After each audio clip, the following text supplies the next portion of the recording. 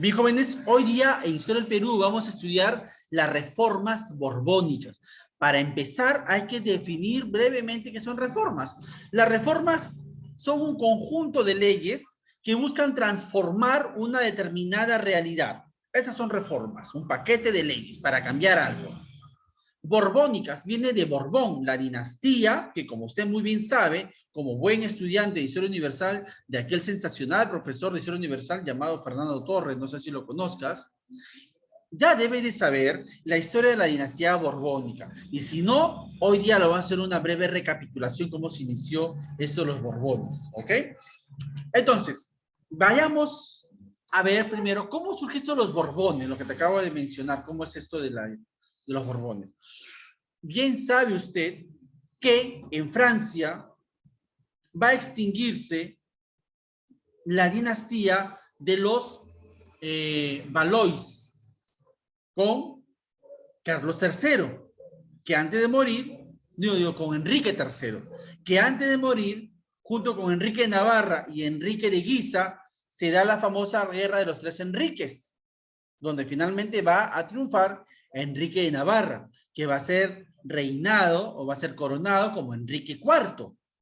Y él inicia en Francia la dinastía borbónica, ¿te acuerdas? Célebre es Enrique IV su edicto, el edicto de Nantes, con el cual se acaban las guerras religiosas que desangraban a Francia entre católicos y calvinistas, y que va a ser a la vez el punto de partida, la base de la posterior progreso que va a alcanzar Francia durante el reinado del nieto de Enrique IV, me refiero a Luis XIV, el rey Sol, ¿te acuerdas? Entonces, la dinastía borbónica se inicia en Francia con Enrique IV, no te duermas, Salen. Ahora, uno se estará preguntando, pero reformas borbónicas, Francia, ¿y qué rayos hace Francia en el Perú? Si me habla que la reforma borbónica la sistema historia del Perú, ¿cómo es el rollo? Recontra fácil. Recuerda que esa dinastía de origen francés se va a prolongar, va a llegar a España. ¿Y cómo así, profe? Ya lo sabes. Tu jovial y sexy profesor de Historia Universal ya te lo he explicado y te lo voy a volver a explicar. Recuerda, en España gobernaba la dinastía Habsburgo, ¿te acuerdas? Del hechizado, el rey Carlos II. Dicen algunos historiadores que fue el rey más feo del mundo, de la historia. Carlos II, pero que ya sabes que fue un víctima de estos lazos que habían entre primos, sobrinos y todo lo demás. Ya. ¿Te acuerdas que con Carlos II se extingue la dinastía Habsburgo en España? Porque esa dinastía aún se mantuvo en el poder en Austria hasta después de la Primera Guerra Mundial, que se extingue con Francisco José. Bueno, con Carlos II se acaba la dinastía Habsburgo en España y quien era rey de Francia en ese momento, que era el nieto de Enrique IV, me refiero a Luis XIV, el rey Sol, en el cual Francia logra su hegemonía europea y mundial. ¿Qué hace Luis XIV cuando muere Carlos II? Propone que su nieto, Felipe de Anjou, sea coronado rey de España. Pero los españoles y otros pueblos como Inglaterra no iban a permitir que Francia, su dinastía borbónica, ponga sus pies sobre España y se inicia la guerra de sucesión española, desde 1700 a 1714, y concluye con la firma del Tratado de Utrecht, por el cual se va a permitir que este francés, Felipe d'Anjou, sea coronado como rey de España con el título de Felipe V, iniciándose así la dinastía borbónica en Francia. Hasta aquí no hay nada nuevo, hasta aquí solo estoy que me copio las ideas de ese atractivo profesor de Historia Universal que me espero lo hayas entendido cuando se explicó este rollo de los Borbones y Carlos II, me imagino que tú lo has entendido muy bien. Ahora bien, aterrizamos hacia este preámbulo, aterricemos a explicar qué eran eso de las reformas borbónicas. Recontra cachema, escúchame por favor. Para empezar, debemos de describir, debes tú entender, identificar las principales características del virreinato del Perú antes de las reformas borbónicas, que va a ser justamente lo que va a motivar a que se apliquen dichas reformas para transformar, para cambiar al virreinato del Perú y también al virreinato de México o de Nueva España, porque estas reformas se aplicaron allá y acá. Correcto. Sígueme, sígueme. Te decía entonces, ¿cómo estaba el virreinato del Perú antes de las reformas borbónicas? Pues para empezar era un inmenso virreinato que iba desde el Golfo de Paria en Venezuela hasta la Patagonia, al sur del continente, entre Chile y Argentina. Es decir, que salvo los dominios del Brasil, de Portugal en Brasil, toda Sudamérica era el Virreinato del Perú, aunque hay una excepción, Venezuela, tú sabes que pertenecía inicialmente al Virreinato de Nueva España y luego va a ser declarada Capitanía General. Pero, no te pierdas, toda Sudamérica, excepción del actual Brasil, era el Virreinato del Perú. Y eso llevaba a que sea mal administrado. Porque ¿cómo iba a ser posible que desde Lima, la capital del virreinato, se pueda el virrey estar al tanto de lo que ocurría en Caracas, en Bogotá, en Quito, en La Paz, en Chuquisaca, en Santiago, en Buenos Aires, en Montevideo? Era una misión imposible, titánica. No se podía administrar un inmenso virreinato. Ese era un aspecto del virreinato del Perú. Por otro lado, en el virreinato peruano se estaban enriqueciendo los criollos. Antes de continuar, es justo y necesario hacerte recordar quiénes eran los criollos. Los criollos eran españoles, eran blancos europeos, pero que no habían nacido en España, sino que habían nacido en el Perú, en lo que Chile, Argentina, Colombia, Ecuador, Bolivia, lo que tú quieras. ¿Sí? Ellos eran los criollos. No era un español al 100% porque para ser un español de pura cepa, ser un español así como de, de, de linaje, por decir un término, debías haber nacido ya en España y que estabas acá viviendo temporalmente. Pero si tú habías tenido la mala suerte, y ya te explicaré por qué los criollos tuvieron la mala suerte de haber nacido en el Perú, o en Chile, o en Argentina, o en Bolivia, o en Venezuela, ellos eran los criollos españoles, papá, mamá española, pero que ellos habían nacido aquí. Ellos y solo ellos son criollos. Y estos criollos, no digo el 100%, pero una porción importante, se habían hecho ricos. Y tú dirás, ¿y eso qué tiene de malo? Pues ellos no se conformaban con esto y se aprovecharon de la ineficiencia de que el virrey pueda administrar desde Lima y ellos comienzan a hacer ciertas prácticas que le perjudicaban a la corona española.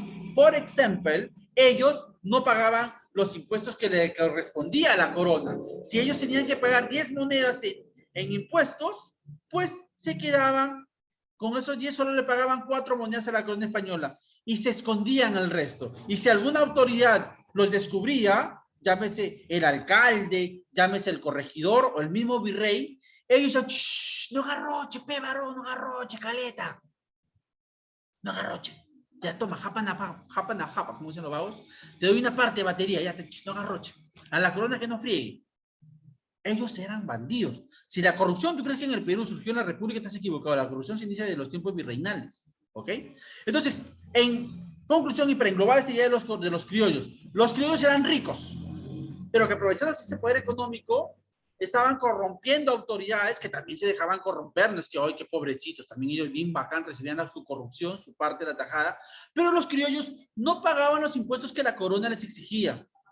¿Correcto? Entonces, ahí viene otro aspecto del virreinato del Perú. Repito, uno, un inmenso territorio, difícil de administrar. Dos, los criollos se aprovechaban y comenzaban a ganar cada vez más derechos, pero perjudicando a la corona española.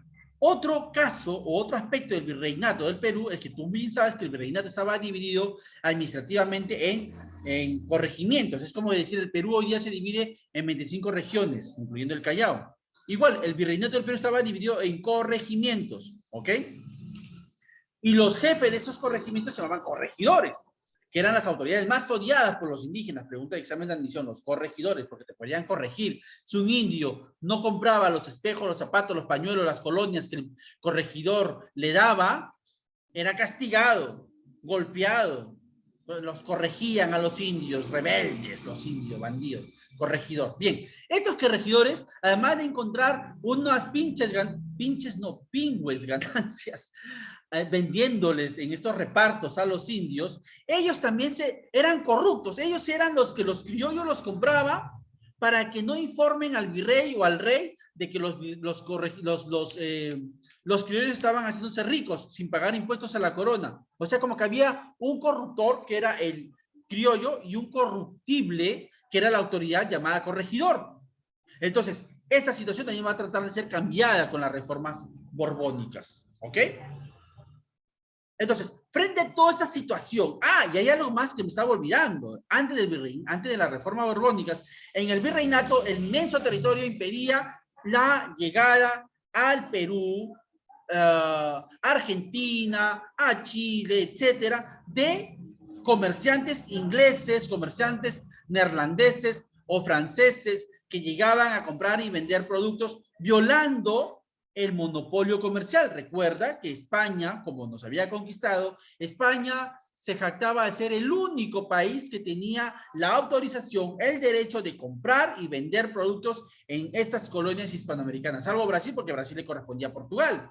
Pero, como era un inmenso territorio virreinado del Perú, los países de Europa, como Inglaterra, los Países Bajos y Francia, comercializaban en secreto de manera ilegal con los criollos que también así obtenían ganancias.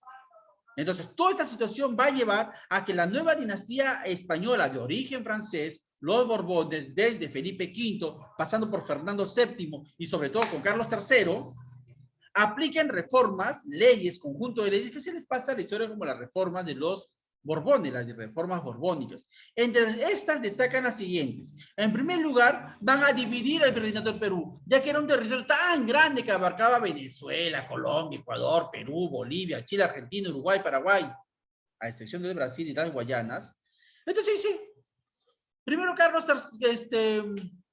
Felipe V, en 1717, crea el virreinato de Nueva Granada. Y luego, Carlos III, en 1776, crea el virreinato del Río de la Plata. Es decir, que el virreinato del Perú se va a dividir, se va a fragmentar y nacen dos nuevos virreinatos, ¿correcto? ¿Para qué? Para poder administrar mejor este inmenso territorio. Y así la corona española se beneficie, ¿correcto? Otra reforma es que se van a acabar estos de los corregidores, estos corruptos corregidores, van a ser reemplazados por intendentes, personajes designados directamente por el rey, y que iban a ser supuestamente más fieles al rey y no iban a ser tan corruptibles como los corregidores. Así que los corregimientos y sus autoridades, los corregidores, van a ser reemplazados por las intendencias y sus autoridades son los intendentes. ¿Ok? Siguiendo el modelo francés, recuerda que en Francia se habían creado las intendencias con Luis XIV, Luis XIII creo que fue el que estableció las intendencias en Francia. Entonces, así, esa es otra reforma. Se reemplazan los corregidores por los intendentes, pero a la larga sigue siendo la misma vaina. ¿Ya? La misma corrupción, el mismo maltrato hacia los indios, sobre todo.